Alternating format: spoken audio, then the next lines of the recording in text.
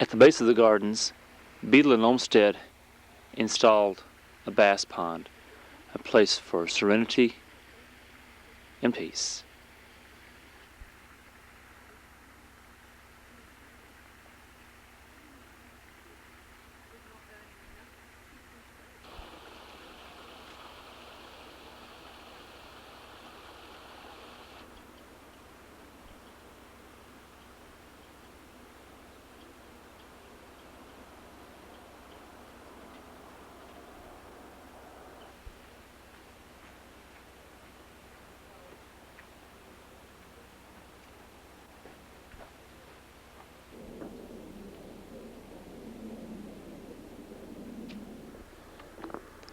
A visitor to the estate in the 1990s wouldn't find it very hard to imagine Edith and George Vanderbilt bringing guests down to this gazebo beside the bass pond, or someone just coming down here to read a book to get away from the house. Personally, I can't think of any other place I'd rather be.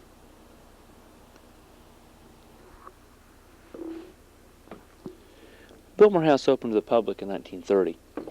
It was the height of the Depression, but at that point, the admission price was only $3. These days, the price is a little bit more than $3, but when you think of the conservation that goes on here at Biltmore constantly, it's well worth the price.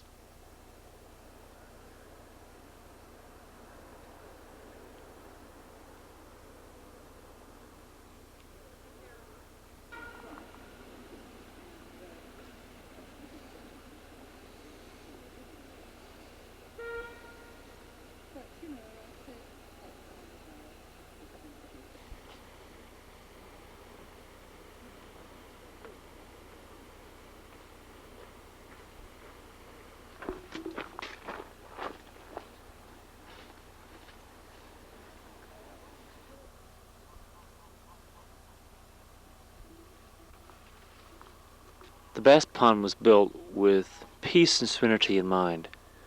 To come here is to get peace of mind.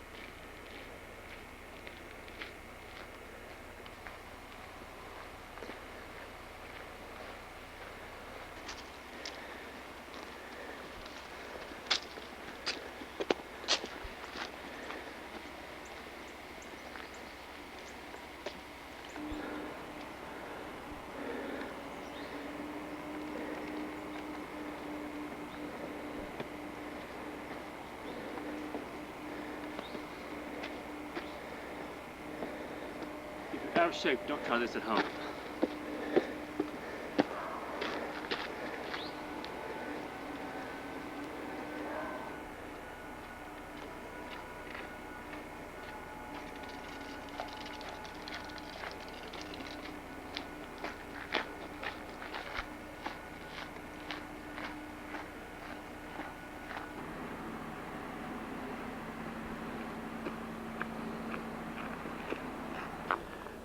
Now we're entering the Italian informal gardens just below the house. These are not quite as spacious as the more formal gardens down around the conservatory.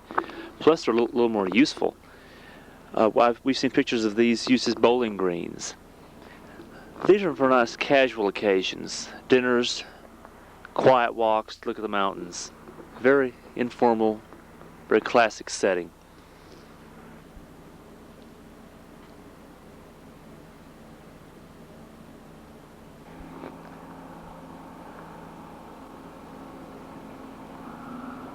That does it for the Biltmore House part of the tour. Now we're going to head down to the Biltmore Winery.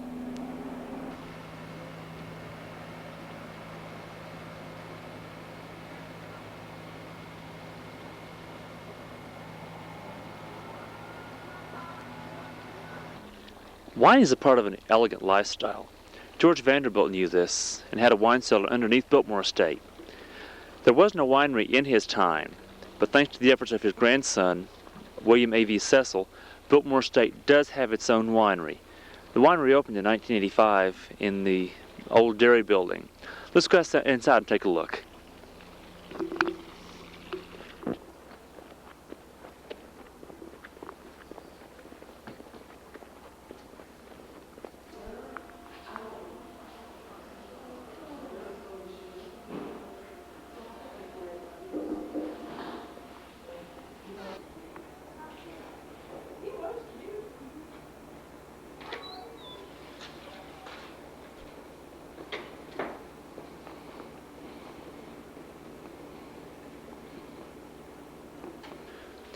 A visit to the Biltmore Winery can be a very educational experience.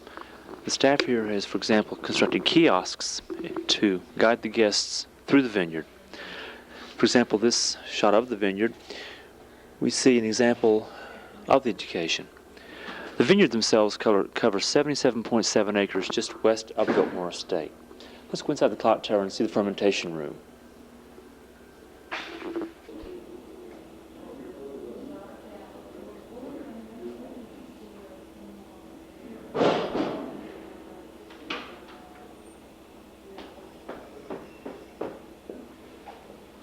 When grapes come into the winery, they're crushed out behind it in crush stock. The juice comes through metal tubing into the fermentation room, where the white wines, such as the Chardonnays, go into these vertical tanks. They're stored here for upwards of 3 months. The red wines go into horizontal tanks, where they're stored for upwards of 3 years. All of the wines here at Biltmore are barrel fermented. Biltmore Winery uses both French and American oak barrels to ferment its wine. The red wines are processed in these horizontal tanks here.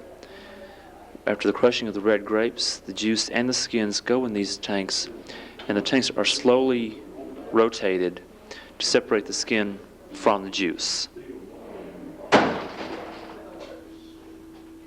Biltmore champagnes were once stored on these racks called riddling racks. Every so often, someone would come in and turn these bottles about a quarter of a turn to make sure all the sediment went down into the neck of the bottle. Now we're going to go upstairs from the cellars into the tasting room, where guests of the Biltmore Estate can try Biltmore's award-winning wines. Guests at Biltmore can try any number of wines, from red to white to rosé. There's an art to wine tasting, but most people just drink it for the heck of it.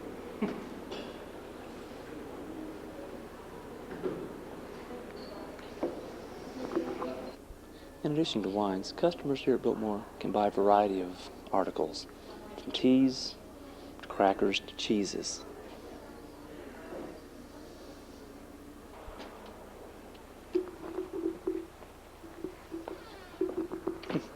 Well, that takes care of our tour of the Biltmore Estate today. Hope you enjoyed yourself. Hope you come back and see us again sometime.